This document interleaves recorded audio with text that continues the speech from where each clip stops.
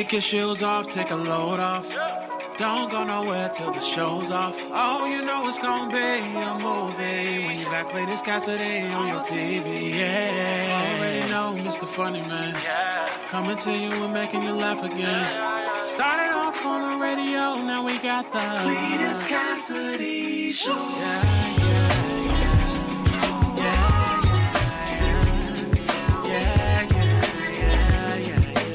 Cletus Cassidy Show.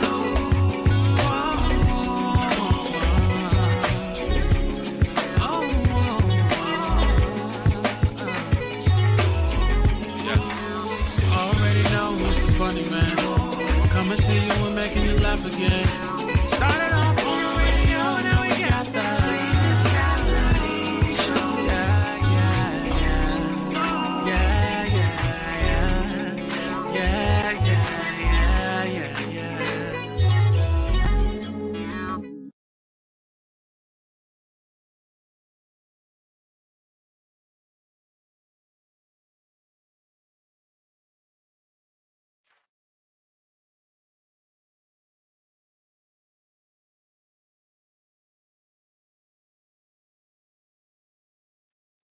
I don't know what's happening this morning. That ain't even the IT department. I don't know. Stream on. This might be it. This could be the last day. This might be the end of the world. AT&T ain't working. Stream y'all. My streaming service ain't working. This might be it. This might be the apocalypse. The apocalypse. Y'all better just be ready, I guess. Listen, I'm going streaking. The Lord calling us home. He calling me home butt naked. That's all I'm going to tell y'all right now. I'm going out of this thing swinging. All questions will be answered. I'm going to tell you that right now. If there was ever a question, if you was ever wondering, life is like a hurricane here in Duckburg. Race cars, blazes, airplanes. It's a duck blur. We might solve a mystery or rewrite history. DuckTales. Ooh. Anyway, this today is the day I finally get on TV and the world ends. This is exactly what I'm talking about. I might well go ahead and lose that virginity at this point. It ain't no need of me holding on. Ain't on there. I'm taking all bets. It's over. I can't even. Anyway, welcome to See You in the Morning. Probably maybe the last one. This could be it. Welcome to See You in the Morning. When I get up way too early in the morning and tell all my personal business, you are here with me. Just know that if today's a rapture, you spent it with me. I'm excited to be here with y'all. I got the power. If you've never tuned in, if this is your first time hearing this, you're about to experience something so cold for the last time ever. And then if you do watch this show, if this is something that you watched before, you find it not robbery to come back and watch again, I appreciate you. You could have been anywhere in the world, but you chose to be here with me. And I appreciate that. We'll see you in the morning is me getting up and telling all my personal business for the last time, it looks like. So I'm excited to be here with y'all. Nothing about this show is ordinary. Anything can happen at any time. Only thing that's consistent, that's a constant on this show is that there's a constant on this show is that I speak to those who speak to me. And I start that off by giving out the mythical medals, the M&Ms. So let me go ahead and get those out of the way this morning. The bronze medal goes to the Pride of North Carolina, Courtney Weston and Murphy. She was the third person to speak this morning. Silver medal goes to Betty Burnett, BB, in the building. And the gold medal goes to TT, Tiny and Tasty, Miss Crystal Purnell. So TT with the gold, Betty with the silver, Courtney with the bronze. Coming in right on their heels is my man Snoop. Eva Tay is in the building. IDA. Lisa Bazemore, T. Mitchell, KB, Keith Brown, Princess. The princess is here. Is in the building. Roberta is here. Lynette and Candace, the dynamic duo. The Lisa. Life is like a hurricane. Tanya's in the building. Courtney's here. Every time, every place. Michelle McKinney. I need to switch back to Verizon online watching on Wi-Fi. Yeah, that's all we got right now. Ronald Cross, good morning. Yeah, listen, AT&T is down all over the country this morning. A lot of people felt the same way that I did. I ain't even gonna lie to you. I went and looked at my AT&T this morning. See, a lot of y'all have been in a place of privilege where your phone has never been off. You've lived a life most excellent where your phone ain't never been cut off. What's going on, Larry? Good morning, Monica. Y'all live a life where your phone ain't never been cut off. That ain't my story. That's not my story. That's not my song. My phone's been disconnected all the day long. And so y'all just don't feel that life. Y'all don't know what that is, right? So I woke up this morning and looked at my phone, and I seen some dots, dot across the top of my eye. I was like, well, they got me. Oh, Lord, they got me. And I said, I forgot to pay my bill. I said, now, normally they'll send me a little text and say, hey, here's a friendly reminder that you ain't paid your phone bill. That won't my story. I was like, they got me. So I went ahead and was like, well, let me go ahead and pay them. You know, it'll be back on in a couple minutes. I went to go pay my bill. I couldn't even get to the AT&T people. Couldn't get to them. They shut the little application. I couldn't get on the application and check. I'm like, well, Lord, what's happening? What is happening here? What is happening here? And only for me to go and look and see that there was a whole outage for the AT and the T. That's the story. Now here's my problem. They've been out apparently since about 3:30, according to some reports that I've seen on CNN and all these kinds of places. It's been out since about 3:30 this morning. And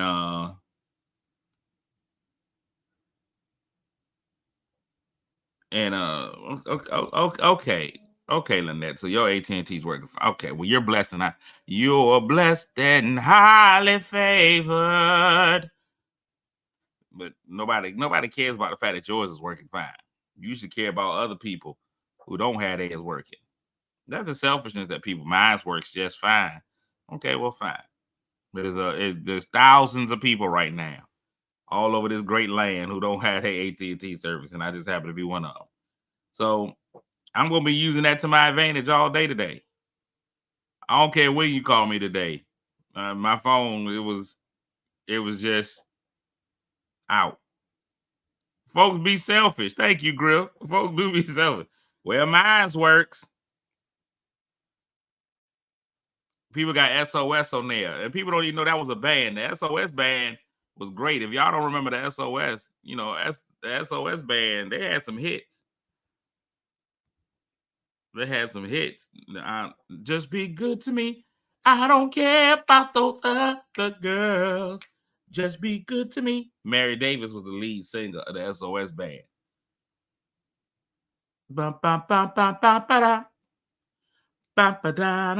See, that was right there for me.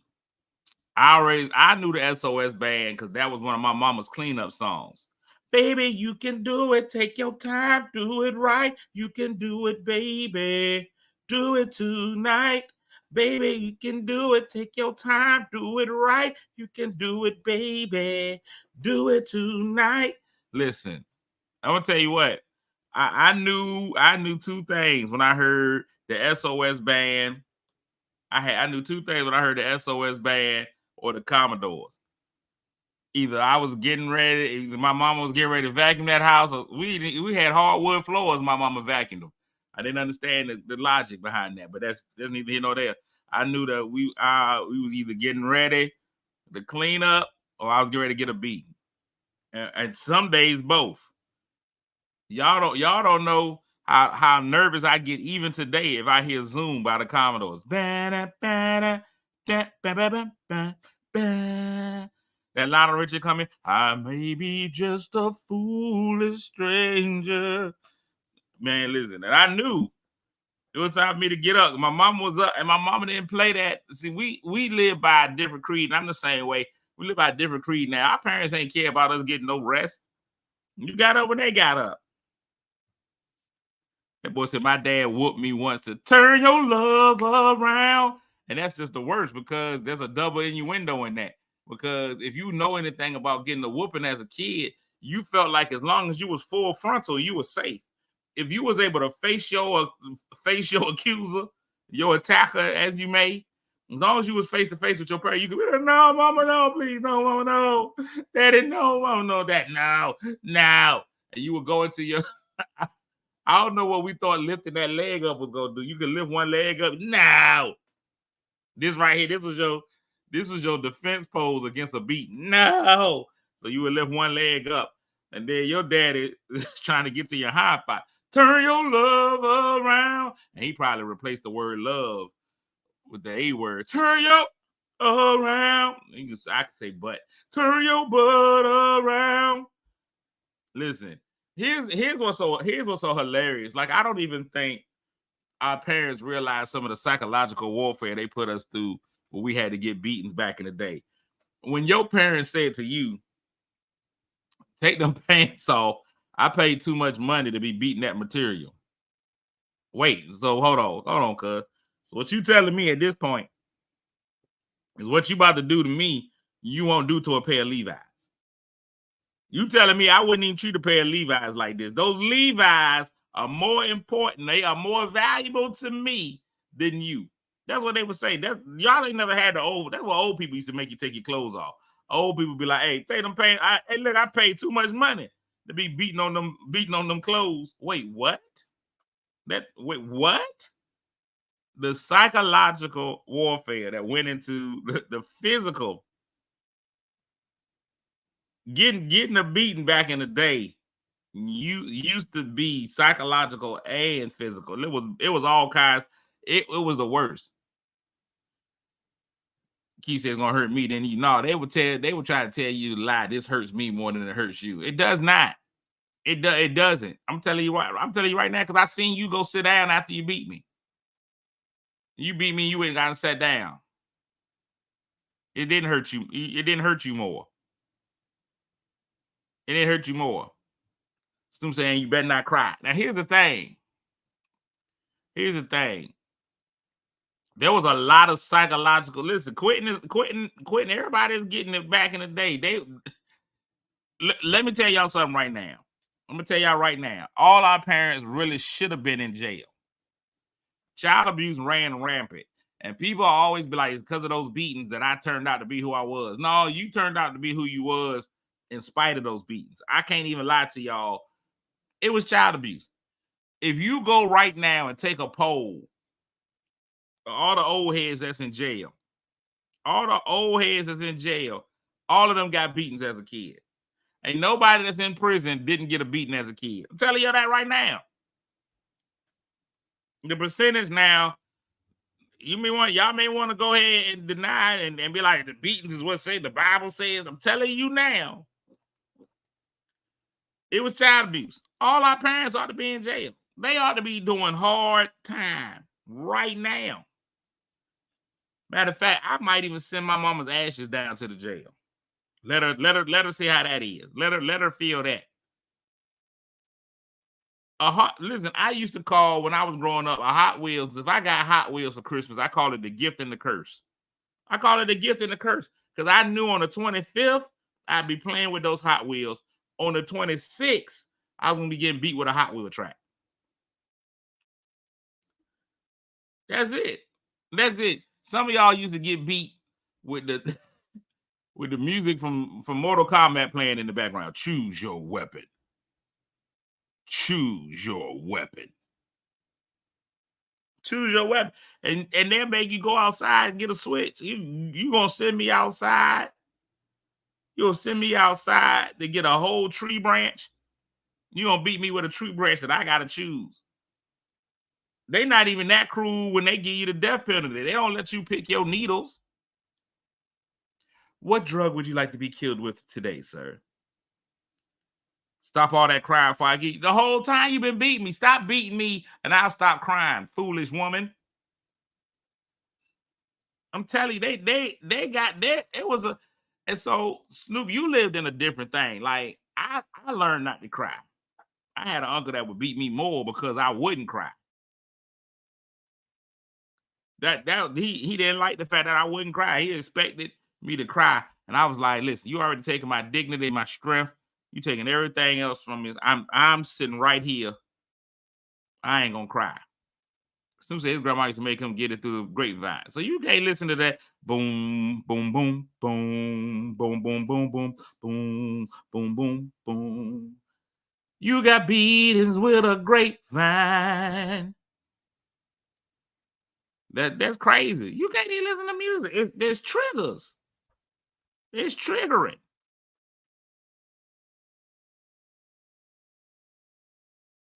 It's triggering.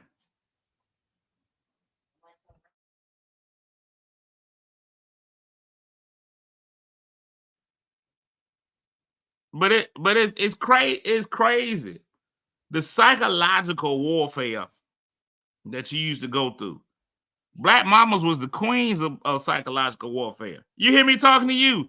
Yeah, yeah. Shut up when I'm talking. Do you hear me? Shut up. Wait, no, I don't know what to do. That's all you can do, which is yell. Because the mama be, you think I'm stupid? Am I supposed to answer that? That's the whole thing. Because if you did think your mama was stupid, you can't tell her. Listen, I have spent my life. Let me tell y'all something. A whole lot of people have spent their life trying to find Waldo. They've been trying to look for him. I'm gonna tell y'all who I've been looking for my whole life. I've been looking for Boo Boo the Fool because I have been asked multiple times, do I look like Boo Boo the Fool? Well, what is the description on Boo Boo? Does anybody know what Boo Boo the Fool looks like? If you could tell me, because this could have saved a lot for me, because I won't bright enough to just say no. I'm gonna be like, do I look like Boo Boo the Fool? I'm like, I don't know what Boo Boo looks like. I ain't never seen them. So like, you just be confused. You be confuzzled. You be confuzzled. Now, Dolores, here's the thing. Now, this is gonna be a weird topic. This is gonna be. I didn't even mean for this conversation to go this route. But you say that's why kids today don't have any fear of the parents. They didn't have a big mama to beat some do right in them. I'm gonna tell y'all right now, you cannot beat do right into an individual. Boo Boo the Fool has never been identified. I'm telling you right now, Dolores, I'm telling you now, you cannot beat behavior into a kid. All you doing is abusing them. That's it. Now, people like the Bible says, spare the rod. It's the rod of correction. Now, if you look at what the Bible is saying, it ain't telling you just go beat your kids. It's a rod of correction. I'm gonna tell you right now, if I see Boo Boo the Fool, he getting a whooping. I'ma beat Boo Boo. I don't know who I know a young man named Boo Boo, and he's foolish. So I don't know if he's Boo Boo the Fool or not. Matter of fact, next time I'm playing softball and Boo Boo is the umpire, I'm gonna be like, hey. Crazy question. Are you Boo Boo the Fool? And then I'm going to look deeply at him and see his any resemblance to my mama. But here's the thing. People really, really believe, and this is an old school slavery mentality. It's an old school slavery mentality. I'm telling you, we got that whole beat somebody into submission from slavery. 100%. 1,000,000%. We got that beat them into submission mentality from slavery.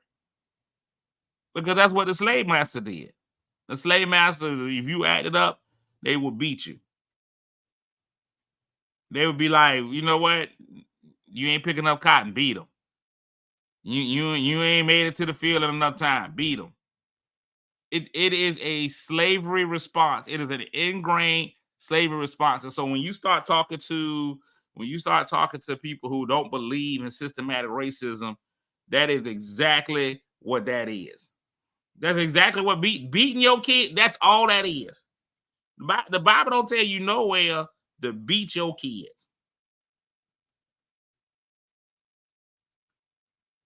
That's it. You ain't supposed to be just beating your children. A hand pop is not a beat. Listen. A hand pop ain't a beat. Kids be like, sometimes it's to save a life. Because I've been a kid, you've been a kid, we've all been a kid. We've even got this way as adults. If somebody tells you to tell that child, hey, look, that stove is hot. That stove is hot. That stove is hot. That child gonna want to go touch that stove. and you know that there's imminent danger in that child's life, the only way to get that child back, pop that hand. Hey, get back. Oh, no, I ain't messing with that no more. But because I didn't get good grades, you gonna come in that jank and just whoop upside my head? No. Should you fear your parents? I believe no. You shouldn't fear your parents. Your parents are not somebody that you should be afraid of. Reverence, respect, honor, all of those things. But fear? No, cuz I ain't with it. I'm not with it. I don't want my kids to be scared of me.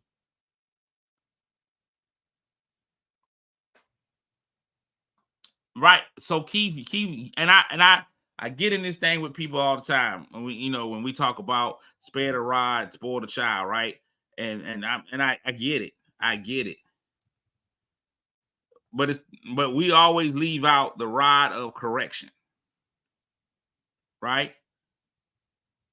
The rod of correction, right? Here's the thing. It ain't necessarily meaning that you got to go beat your child with a rod. Remember,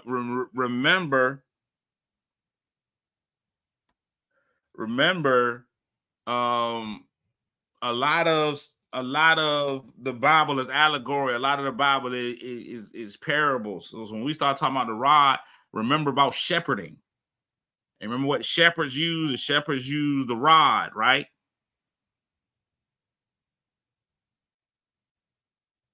The shepherd will use the rod, and they have a rod of correction. So the shepherd you ain't never seen no shepherd beating their sheep. You ain't never seen no shepherd beat their sheep. A shepherd will. Now, if that rod if that sheep starts going the wrong way, the shepherd will definitely take that rod and move it. Hey, this is the way you go. This is the way you go with it. Hey, little sheep, you're going the wrong way. And after a while, the sheep learn, oh, I'll go that way. But you ain't ever seen no shepherd go out there and just living La Vida Loca beating on the sheep with the rod. It's the rod of correction. Sheep stupid. So are human children. So it ain't never telling you to go out there and whoop up on your kids. It ain't never told you that. Told you that. The rod, that's the part that people leave out of correction. The rod of correction. It's allegory. It's not a real, and you do have to guide your children. That's what it's telling you. Guide your children. Because if you don't guide your children, if you don't lead your children in the right way, you definitely gonna spoil the child. If you don't lead your child with any type of correction, yes, that child gonna be out of control. I can't just then you raising Tarzan. That child just running all over the place. Rod of correction. We be missing the of correction part. But it's been ingrained in us. That slavery mindset is that we just got to beat our kids. I think if you do it right, your kids are going to reverence you. Your kids are going to know when you set that standard from the time. And kids don't follow like sheep. They not. But if you get in there right now, I can count on one hand the number of times I had to put my hand on my son. My son will be 12 next month. Now, I can count on one hand the times my mama beat me a week. Before, by the time I was 12, I was getting 5-6 beats a week. It was a crazy time. Excuse me. That didn't make me act better. To be honest, it made me tough to the point where I knew I could take a beating. It was one thing I knew I could do. I could take a beating. And one ain't want no issue with me.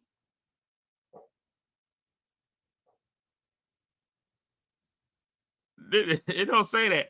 Z said my Bible don't say of correction. And that's why we always got to go kind of deeper into what the Bible is saying.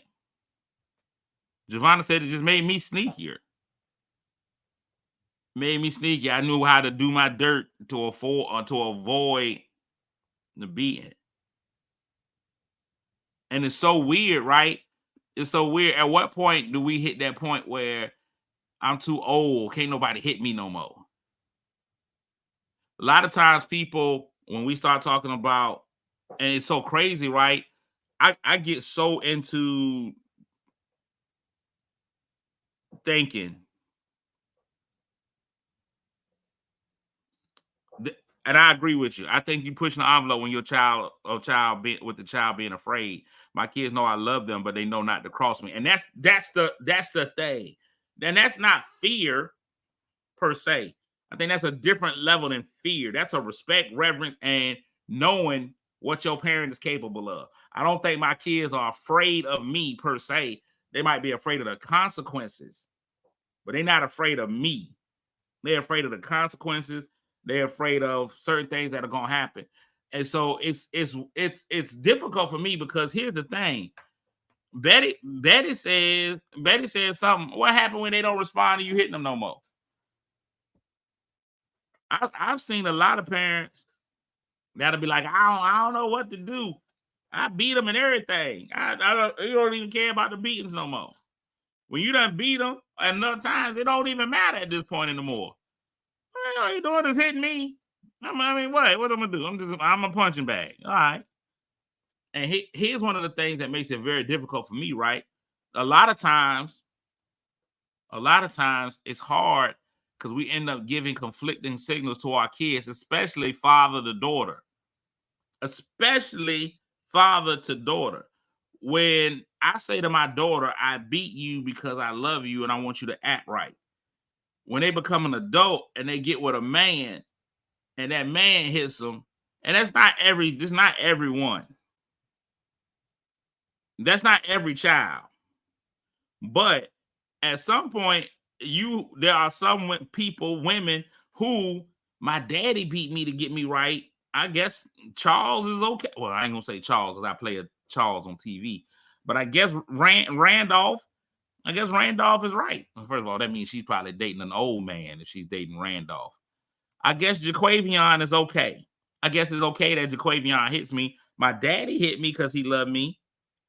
Jaquavion must be hitting me. Jaquavion not hitting me because he's abusive. Jaquavion's hitting me because he loves me.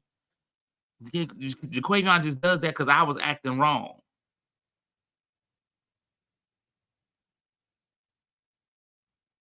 It's a difficult thing. Parenting is difficult. And I'm gonna tell you how I know parenting is difficult. Because you never know whether you got it right or not. Parenting, you never know if you got parenting right or not. You got to wait 20, 25 years to figure it out. Did I do this the right way?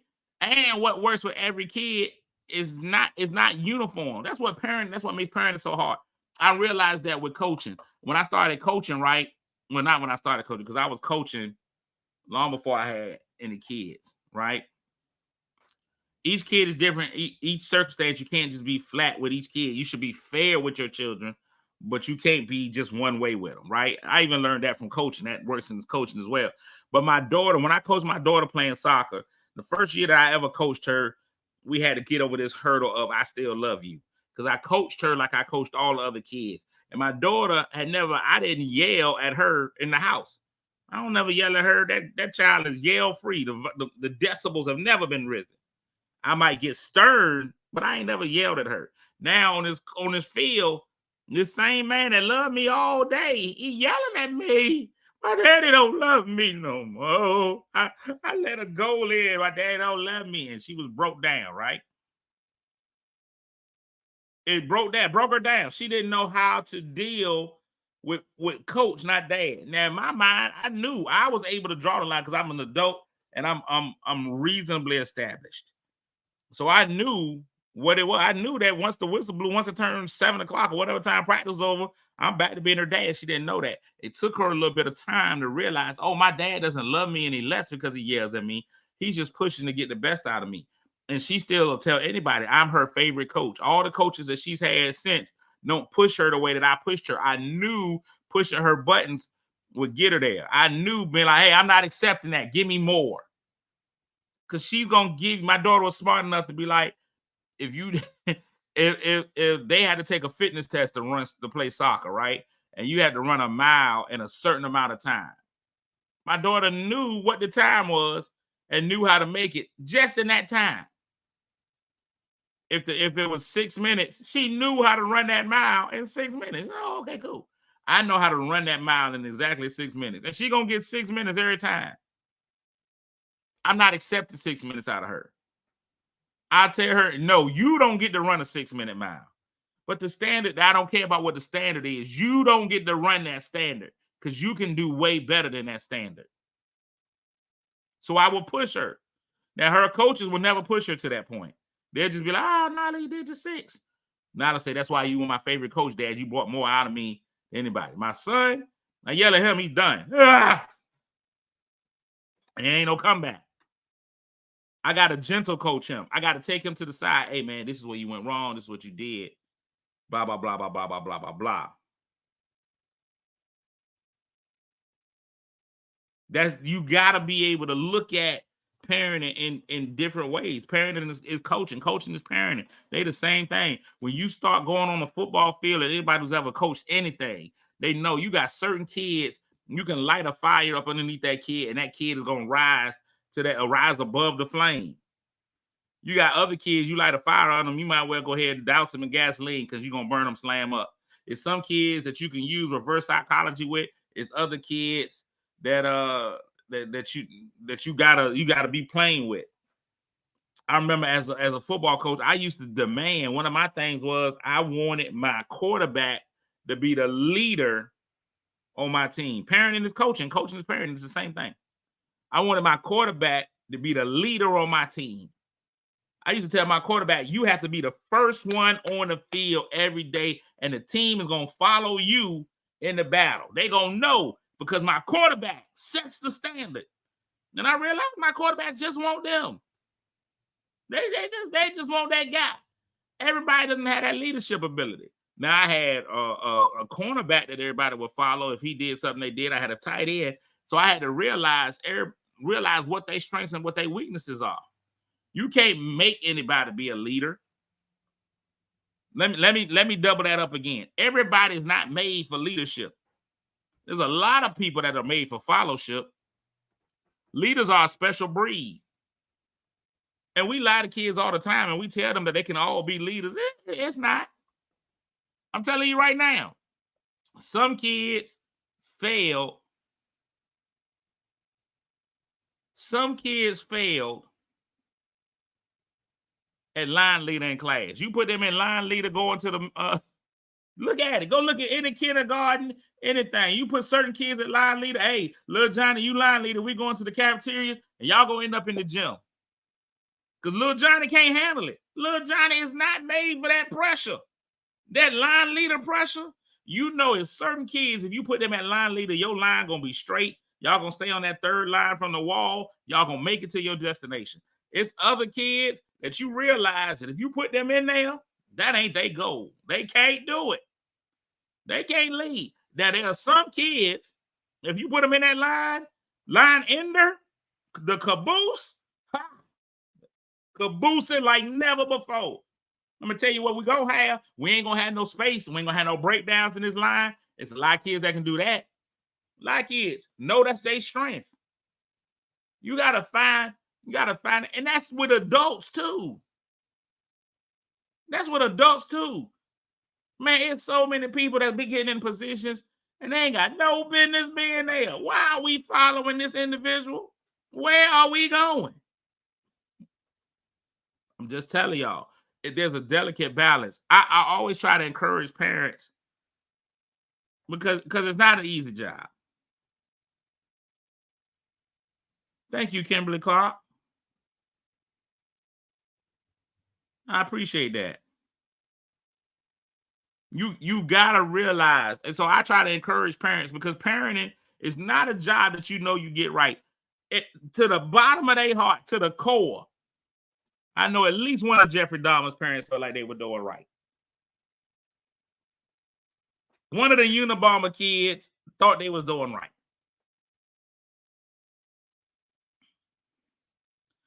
Tan said, I'm my kid's biggest cheerleader, but I don't reward participation trophies.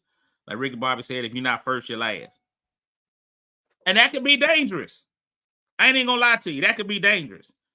Because you can come down 30 years down the line and they got you on Ayanna Fix My Life And they like, all I did was my best. I couldn't make it in first place. All I wanted my mama to do was tell me I did a good job and hug me. And you're like, oh, my bad. Maybe I should have done that. But then you also get at the second one where you had a kid. I could have been in first place, Mom, if you would have just pushed me a little bit more. Yeah, my bad. You don't know, parent. You don't know when you parenting. You out there giving it your best. Man, parenting is like a man when he finally gets some. You out there pumping and sweating. You swear you killing the game.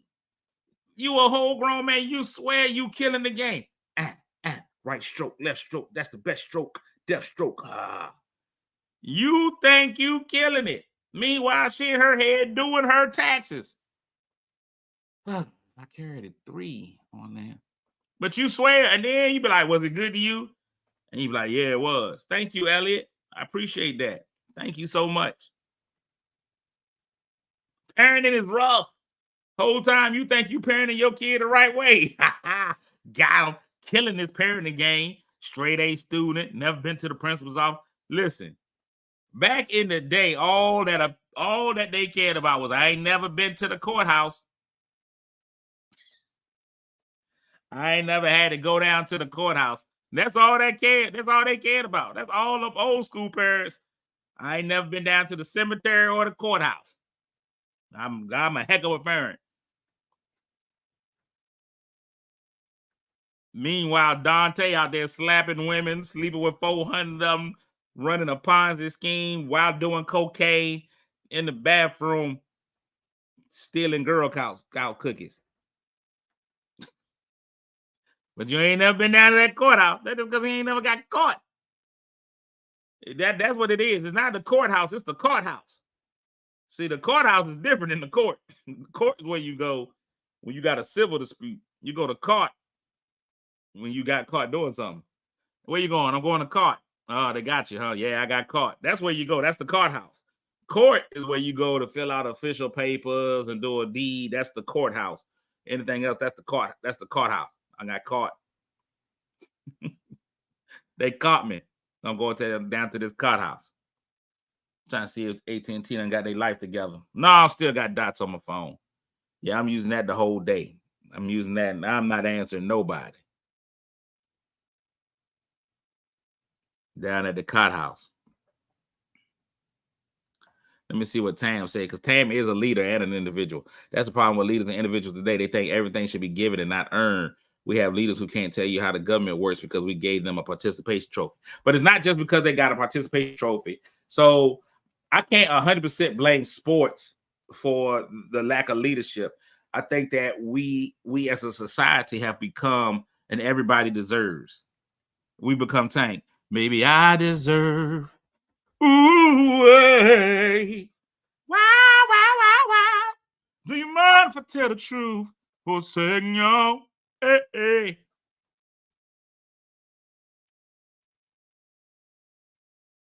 That is not necessarily that our society makes it feel like everybody deserves. It's not the participation trophy. It's that everybody deserves. Now everybody deserves. Nobody can be offended. Nobody needs to learn how to get over something difficult. We've made life so convenient now. We want to make life struggle free. And what's so crazy about it is anybody who goes to the gym and you know anything about strength training, you only build strength through resistance. If there was no resistance, you're not building no muscle. You're not building nothing. You're not building anything through that. So now, if we get on here right now, I can do this thing. I average about, and we're trying to get these numbers up. And the only way we can do that, of course, is if you tell a friend to tell a friend to tell a friend. But I average between 450, 500 views a day on this show. Am I happy with that? No way, I'm not. Now, but I do know shows that get 3. So I'm happy with my 450 to 500. I need to be in over that 1,000 mark a day. I need to be over that 1,000 a day, 2,000. We'll build it up slowly, right? What's hilarious is that out of those 450, 500 views I get a day, if one person hits Meta up and is like, I was offended, he referenced my parenting as sex. I was offended, and I need them gone. They'll take it down. Because we're now in a society where everybody has to be pleased. That's just crazy talk. Will Chamberlain slept with thousands of women. Tell you right now, all the thousands all weren't pleased. There's just no way you're gonna be able to please everybody in this society. You're just not. People will be upset. I don't like him. I don't like him. His shirt was offensive. I can't deal with him. And you'll be gone, right? Because we've made it seem as though everybody's supposed to be happy, everybody's supposed to be sad. It's just gonna be some stuff. Listen, I think most of our wisdom in life, if we were to look at kindergarten, we would realize how much wisdom kindergarten teachers give. Kindergarten is the building block of society. You learn everything you need to learn in kindergarten. How to follow rules and regulations. First time that a lot of kids learn how to follow rules and regulations. First time, I see it all the time when I'm working with kids. See it all the time when I'm working with kids. When I'm in them schools and you had these kids that come in and they horrible in kindergarten, that's because they've been at grandma's house all the way up until then, until the age of 4. They ain't never had no structure. A lot of times kindergarten is the first time a kid has ever had structure. Structure in a lot of houses now is going your room. Turn TV on. We ain't even had no TVs on. We ain't had that kind of stuff. They never had no structure. First time we got structure in kindergarten. First time you had to look at people that didn't look like you, don't know you, don't care about you. First time you had rules, regulations. You learn, take a nap, rest is important. Make sure you eat your breakfast and your lunch. Your meals are important. What you have for breakfast, what you have for lunch. You get to learn how to cooperate. Sharing is something that you learn. Kindergarten is what you want. Kindergarten is important. In the next few months, I'm gonna be helping people to know where they can go sign their kids up for pre-K, 4-year-olds. Get these 3 and 4-year-olds, get them in school, get them learning. And I ain't talking about, and now you know you always gonna have that's what the white man wants. I don't know. I don't which white man is it? You gotta unless your child is gonna live in your house or your house alone, we gotta start realizing that they're gonna have to deal with society. You gonna have to learn how to interact with other people, not just online. Things have changed. Now we have to be conducive to a changing world, right? We gotta realize that the world is changing and we can't stay in where we were. If you're not growing, you're not gonna work. Now, is it supposed to start at home? Absolutely. But we do realize that a lot of the things that we learn, we didn't learn at home. I think our life experiences outside of the home help shape us. I think our core, we get our clay in the house. You get our clay in the house, and there's some forming, right? But it's knives out there in the world. It's knives out there in the world. There's knives out there. And so what those knives do, they take a little bit out of you. And if you've ever did any molding of clay, you realize that clay gets molded. They put that little scraping thing on there, cut here, cut there, and you end up getting shaped into who you're really going to be outside of the world. The foundational parts of you are in the house, but the shaping and molding are going to be your experiences that are outside of the house. One of the things that we don't do. All right, Snoop, man, enjoy your meeting, brother. Have a fantastic week. One of the things I think we don't realize is that we start setting policies for our kids and stuff like that. And this is my last thing. Then I'm gonna do the thing. I've been watching a lot of people in my own city, right? My city is going through a lot with their youth. There's a lot of crime. There's a lot of youth crime. They're talking about a lot of things that need to happen for the youth and how do we get to the youth. And one of the things that hurts me, I'm gonna tell y'all right now, when I know that a youth meeting, a meeting about the future of our youth, I know exactly when it's gonna go wrong. When I get a group of leaders in a room and they start talking, I'm gonna tell you the number one phrase where I know it's gonna go wrong. Whenever the first person that comes out and says, "When I was growing up, in my day," I'd be like, "It's done. It's done." Because you keep trying to solve 2024 problems with 1970s philosophies. That was 50 years ago. I hate to break that to you. 1970 was 50 years ago, a half a century ago.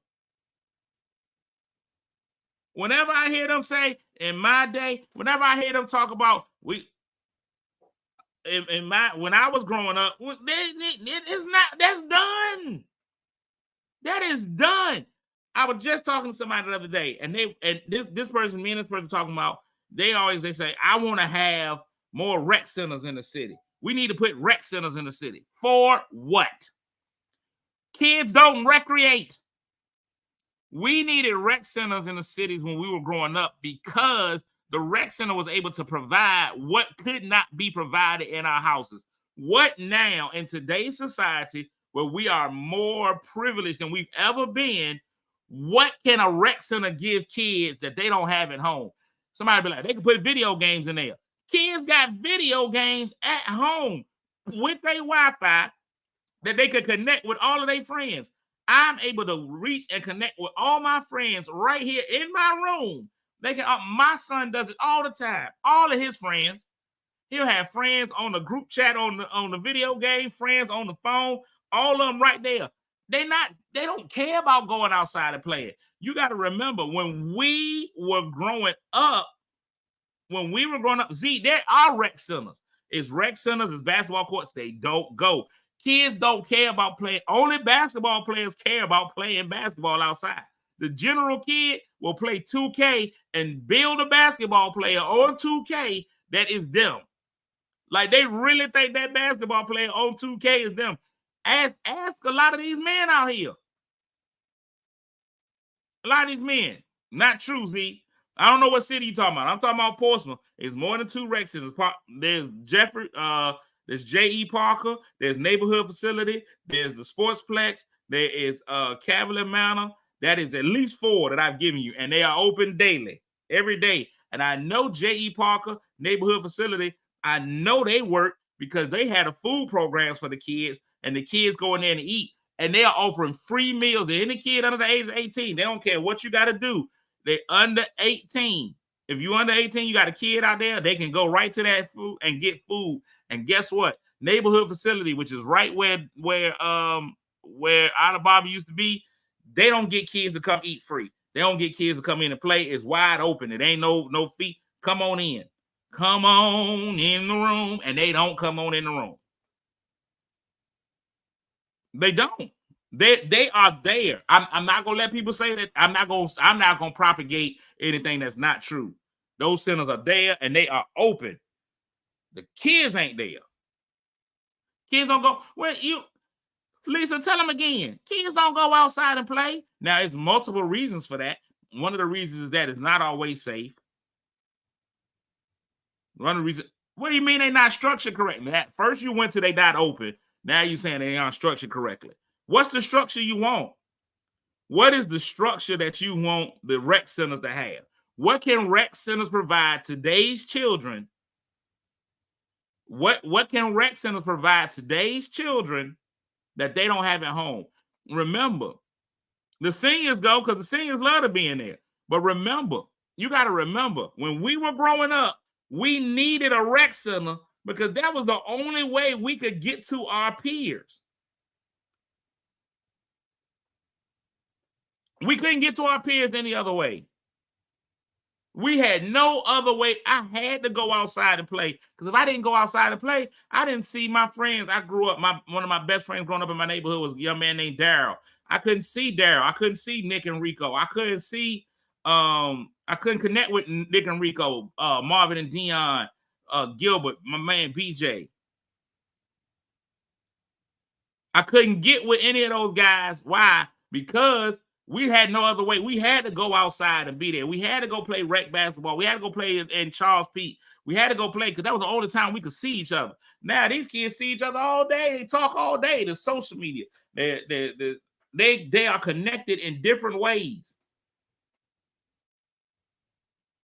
You ain't seen a flyer hit the streets in forever. But yet all these kids know about every kickback. These kids know every kickback. They know exactly what to get. Why? Because they connected socially. Pop, pop, pop, pop, pop, pop, pop. You find out Kids know stuff that's happening in these streets way before we do. We don't need the news no more.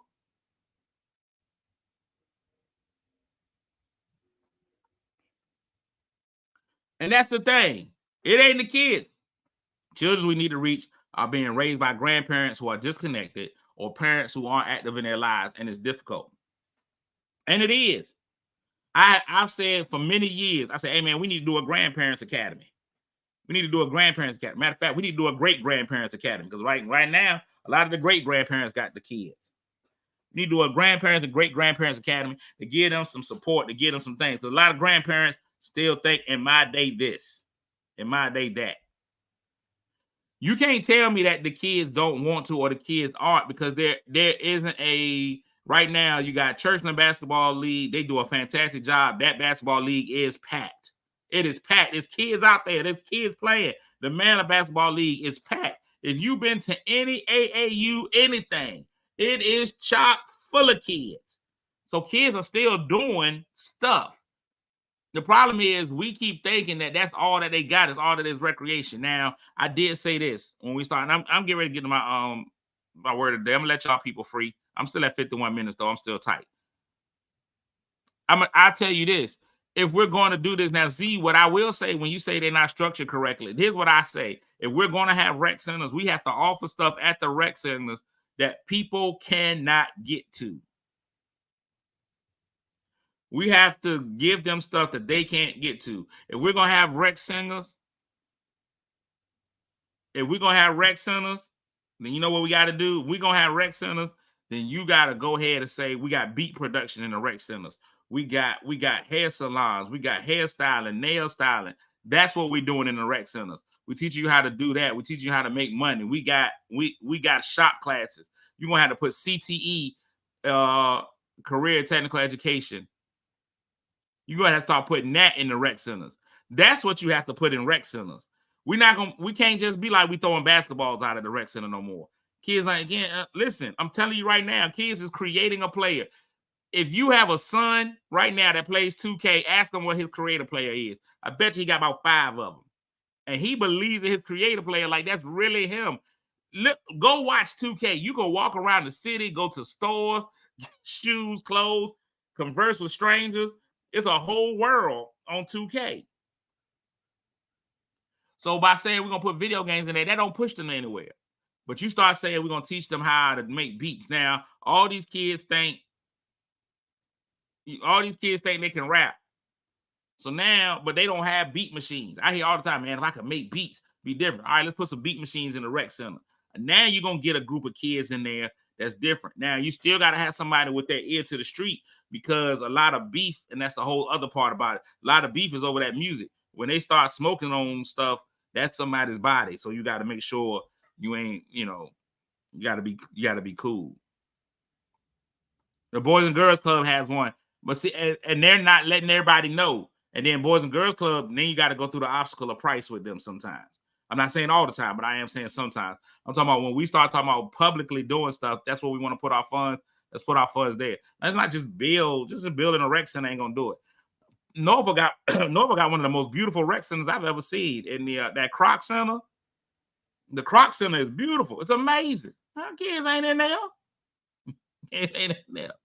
That Jay they got a whole what's that expensive water place in Williamsburg. Y'all know the one where you pay $16 million and you can come in. It's Great Wolf Lodge.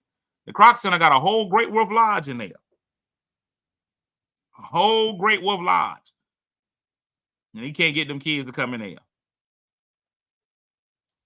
And so I agree, Candace. Transportation is an issue. Here's one of the things, and I'm gonna say this, and then I'm off my soapbox. Really, I really am. I've said this about, and this could happen in any city USA, right? What is the one thing that almost every neighborhood has in it? An elementary school. Almost every neighborhood has an elementary school in it that's in walking distance. Most of the kids who go to an elementary school, that elementary school is near their home. It's not, unless you live out in the country. But down over here, I always say this for Portsmouth. YMCA be lit. Everybody got to go. Listen, the open doors They'll give you all you got to do now. Tell people be like, I don't want them people in my business. Just take your taxes in there. You're bragging about all the money you get for taxes anyway, so we know you ain't got no real job. Go ahead and take your stuff in there. We walked the road, rode our bikes though. Just the other day I was riding through the neighborhood and I was showing somebody how far I had to walk to get to school every day. So hear me on this with these elementary schools. You got an elementary school, or middle school, high school, something. Capital Manor at least has waters in there. Each neighborhood has at least one school in it. There's at least one school in every neighborhood. Every school has a gym.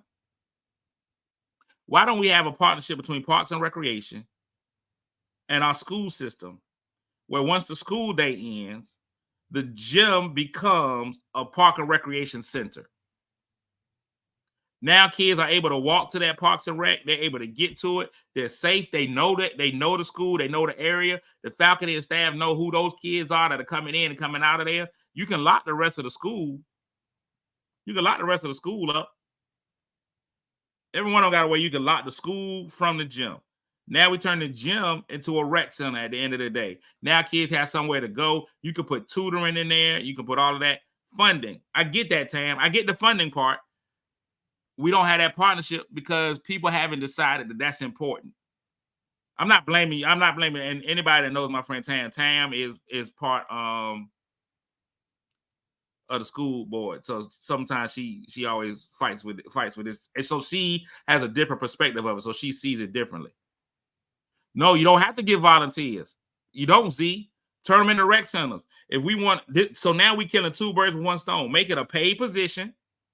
You are paid to go work. You show up to work.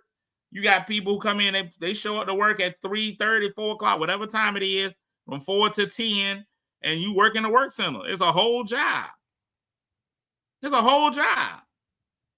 Now I get to spend the rest of my day. Somebody's getting paid. We giving somebody income. We're giving the kids a place to work. We're not spending a gazillion dollars to open it, and it's right there, and people don't have to worry about the kids getting a ride. Oh no, we know. So when I say we fighting, we ain't fighting. You know I love you.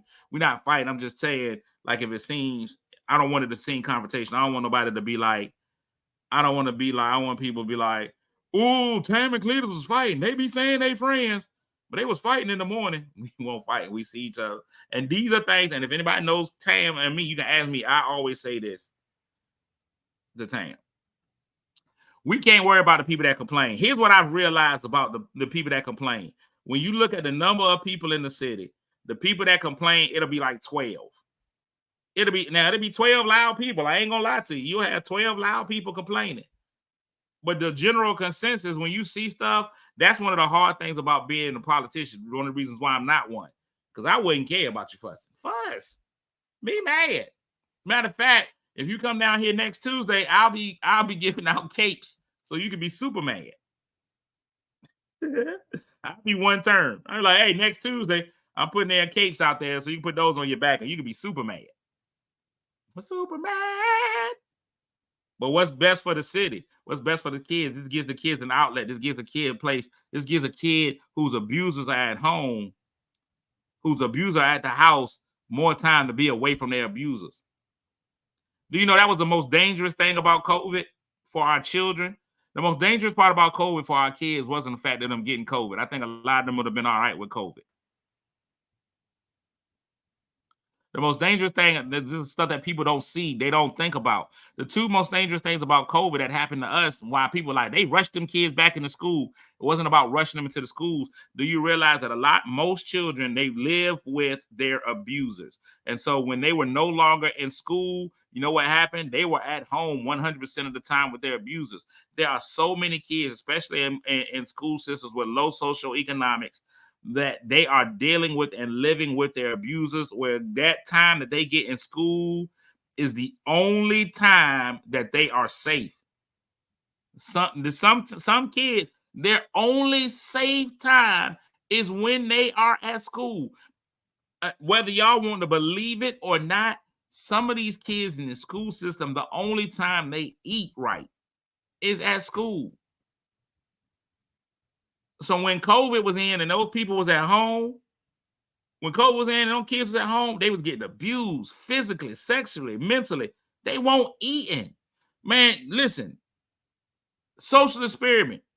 Go to any of the lower income schools and see breakfast.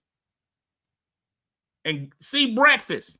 Breakfast time, that's when a kid will kill a kid. Because they coming in there hot. They ate since lunch the day before. They coming in hot. They coming in hot.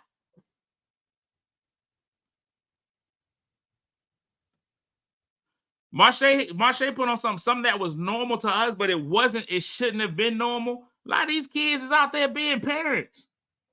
You got an 8-year-old taking care of a 6 and a 4. I'm at 8 years old. I got to worry about whether my brother and my sister ate. I got to pick both of them up off the bus. I got to make sure they get home. I got to get them a snack. I got to get them started on their homework. I got to clean up. Crazy. That is, and we grew up, and that's again because then we got these people saying, in my day, that was what you did. You shouldn't have. Just because we was doing it in our day don't mean we should have. It's normal, but it shouldn't be. No 8-year-old should be taking care of a family. Okay, what you say. No 8-year-old should be having the stress of taking care of family. An 8-year-old should be playing and doing homework. When you 8, that's it. But they don't see that part though. People that don't see that part. What I realized here, right? What I realized here in my city, and this probably is in another city, in cities all over the place. And I see it even when we start talking about national laws. The people who complain the most about our school systems and stuff like that are people who don't have kids at school, who ain't stepping foot in the school, and don't care about the schools for real. They care about money, different things. They don't care about the people. Those kids in those schools are nothing but a number and a way for them to get more money. Let me get out of here before I had to fire my HD department. I've been over an hour, so you know I'm gone. Today's word of the day is haggard. Someone described as haggard appears tired or thin, especially as if because of hunger, worry, or pain. Haggard can also describe someone who looks wild or otherwise disheveled. After a disastrous rafting trip, Robin emerged from the woods looking haggard, but otherwise unscathed. Someone described as haggard appears to be tired or thin, especially as if because of hunger, worry, or pain. A lot of these kids come to school in the morning real haggard. And we got to do better. Let's get to our Black History Fact of the day. Black People's Awards. The Black People's Awards. What happened today in Black history, you may ask? Well, I'm finna tell y'all. Today is February the Deuce. Today is February the Deuce. And a great African-American poet, author, abolitionist, and suffragist, Frances Ellen Watkins Harper, died on February 22nd, 1911, at the age of 85. Harper, along with many great abolitionists such as Frederick Douglass, William Lloyd Garrison, Henry Highland Garnet, and Susan B. Anthony, and others, were members of the American Anti-Slavery Society. And then, so here's the thing. The American Anti-Slavery Society probably should have had better letters, because you're the American ASS. We are part of the American ASS. Okay, moving on. The American Anti-Slavery Society. It was through this organization that she began publicly speaking as an abolitionist at its many meetings. Harper was also active with the Women's Christian Temperance Union, which had a goal to use abstinence from alcohol, purity, and Christian evangelism to make a better world. She was also one of the founders of the National Association of Colored Women's Clubs, along with Harriet Tubman, Ida Bell Wells Barnett, Margaret Murray Washington, and Mary Church Terrell on January 21st, 1986 in Washington, D.C. Harper may be most remembered by many for her poetry. Forest Leaves was published when she was only 20. Lola Leroy is a novel published by Harper that has brought her much acclaim. She published many collections of poetry and short stories for decades. Harper was born on September 24, 1825 in Baltimore, Maryland, to free African-American parents. Frances Ellen Watkins Harper. 2 husbands, kept all their names. Mr. Watkins, you got to lose. She got to lose, Mr. Watkins. I ain't got time. I ain't got no time. Today is Letitia. Oh, well, happy birthday. You better have a birthday. Merry birthday to you. Merry birthday to you. Merry birthday. Merry birthday. And that's it. That's all you're getting out of me. Hey, listen, we'll be back again tomorrow, man. Lord willing, the creek don't rise. We're going to try to do this all over again. Thanks so much for tuning in. We took a serious turn today. I didn't even go left. I don't even think there was any mention of my testicles today. Well, I'll double up tomorrow. 2 balls, 2 conversations. That's what it is. Y'all have a fantastic day today, man. Remember, man, why not me? Why not me? Anybody can be great. Why not me? Anybody can do it. Why not me? If anybody can go out there and make a change in our society, let that also be your refrain. Why not me? It's going to be great, man. We're going to have a good time, man. Make somebody feel, even if that somebody just happens to be you. We just going to get right into the middle of the theme song because we had technical difficulties. All right, I'm out. Cassidy on your TV, yeah. Already know Mr. Funny Man, yeah. Coming to you and making you laugh again. Started off on the radio, now we got the Cletus Cassidy Show.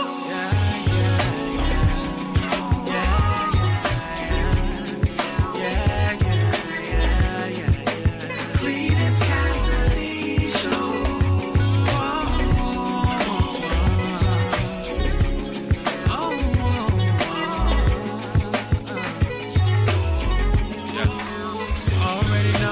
Funny Man, coming to you and making you laugh again. Started off